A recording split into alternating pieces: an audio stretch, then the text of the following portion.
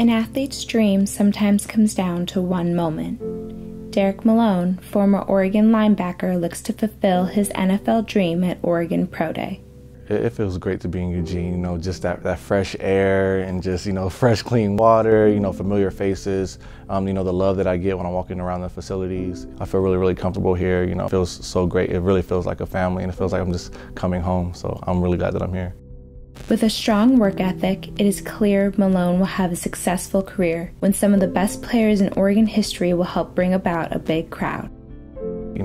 We have Marcus here, so all the scouts are going to be here. All eyes are going to be on all the athletes here, so this is where I need to, really show out, and I feel like I'm going to get the best opportunity, being here and being, focused on, one event here.